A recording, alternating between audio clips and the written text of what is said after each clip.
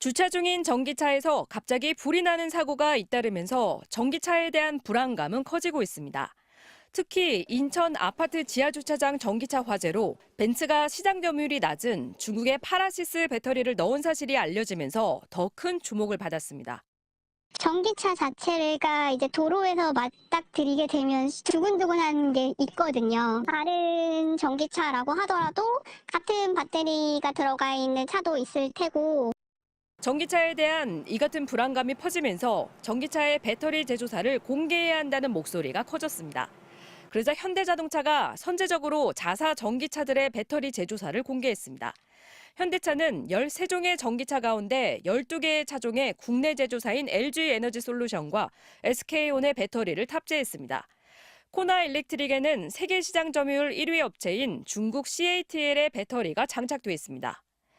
전기차 6종을 판매 중인 기아는 일부 중국 배터리를 사용 중인데 내일 홈페이지를 통해 공개하겠다고 밝혔고 KG 모빌리티도 공개 여부를 검토하고 있습니다.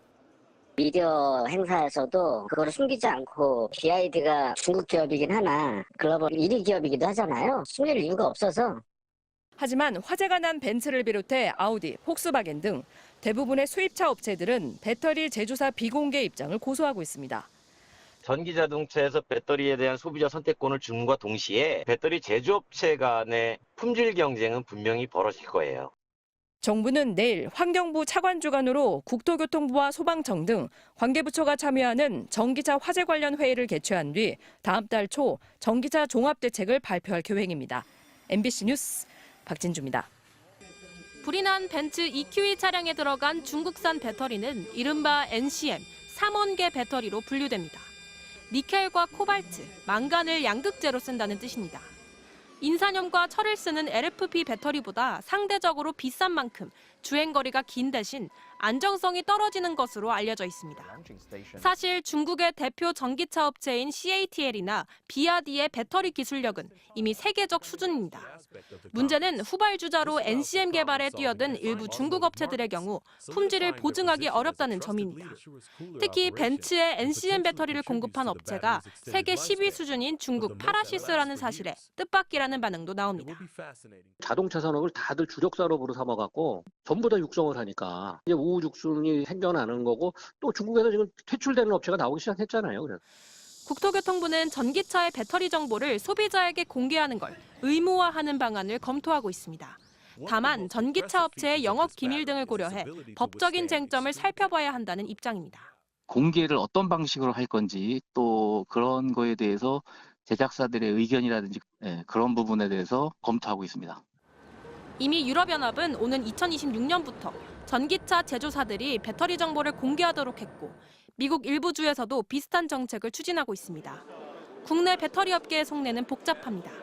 업체명이 공개될 경우 품질 경쟁력이 높은 한국산 배터리에 대한 선호가 더 커질 수 있다는 기대도 있습니다.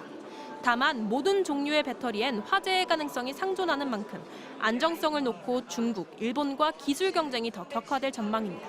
MBC 뉴스 김세영입니다. 자, 그럼 지금부터 시작하겠습니다. 천막을 걷어내자 앙상한 뼈대만 남은 차량이 모습을 드러냅니다. 차량 내부 자재와 전선 등은 재가 되다시피 했습니다. 경찰과 소방당국은 차량을 지게차로 들어올린 뒤 배터리팩이 든 하부를 집중 조사했습니다. 발화점으로 의심되는 배터리팩은 분리해 국과수가 정밀 감식에 들어갔습니다. 차가 전소가 되면 눌어붙어 버려요, 바닥에. 나사를 하나하나 푸는 것도 눌어붙어 버리니까 굉장히 어려워서 오늘 배터리 분리하는데 굉장히 어려웠어요. 2차 합동 감식에 벤츠 독일 본사 측도 참여했습니다. 불이 난 EQE 세단은 당초 세계 1위 배터리 업체인 중국 CATL 제품이 탑재된 걸로 알려졌습니다. 하지만 확인 결과 세계 10위인 중국 파라시스 배터리가 사용된 것으로 나타났습니다. 파라시스 배터리는 화재 발생 가능성으로 지난 2021년 중국에서 3만여 대가 리콜되기도 했습니다. 현재 국내에 파라시스 배터리를 탑재한 벤츠 차량이 3천여 대에 이르는 걸로 확인되면서 국토부가 벤츠 코리아 측에 이 차량들에 대한 특별 점검을 권고했습니다. 국토부는 화재 원인 조사 결과에 따라 해당 차종에 대한 결함 조사 착수와 리콜 여부도 결정될 수 있다고 밝혔습니다.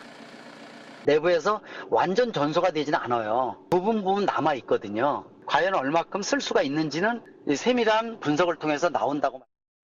이번 화재는 스프링클러가 작동되지 않으면서 피해가 커진 걸로 분석되는데 지난 6월 소방시설 점검에서 스프링클러 설비의 특정 밸브 등이 정상 작동하지 않은 것으로 확인됐습니다.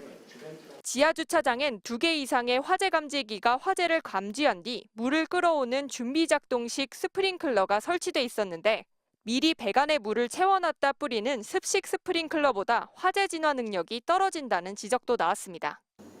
전문가들은 지하층에 있는 전기차 충전 시설에는 습식 스프링클러가 설치돼야 한다고 강조했습니다. MBC 뉴스 이승지입니다.